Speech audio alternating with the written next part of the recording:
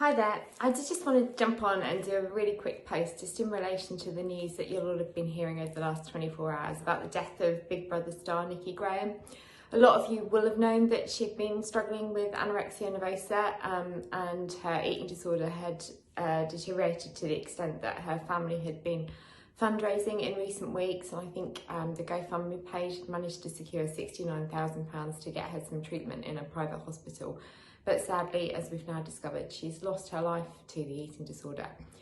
I guess what I can say is, this is just such a reminder that this is an illness that kills. This is an illness that robs people of their life in so many ways, in such a cruel situation. And I just want people to, when they hear this news about Nikki, and particularly those of you that may have less understanding about the depths that an eating disorder takes someone to and the gravity of this illness, I want you just to really try to use this as a catalyst to just gain a little bit more knowledge, a little bit more insight into the world of an eating disorder.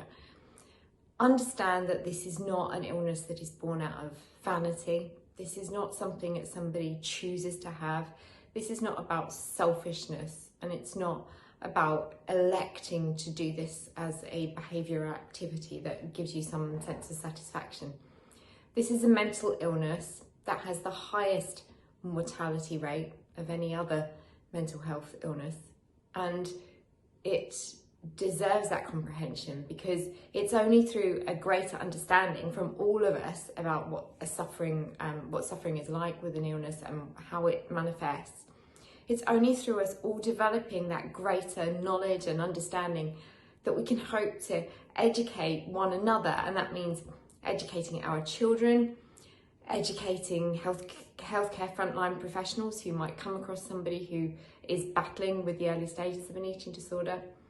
It's about educating in our classroom so that our teachers know how to have those conversations with young people. And it's about educating everybody in society about the way we use dialogue, the way we have narrative around food and around exercise and around mental health generally. We've all got to have a greater understanding around eating disorders. So, my heart and the hearts of everybody involved in Wednesday's Child goes out to Nikki's family. As I say, it's just one more desperately tragic case that proves to us that a long-term battle with an eating disorder doesn't end well, and why early intervention is so important. And the way we achieve that early intervention is a greater knowledge, greater education. Okay, thanks for listening.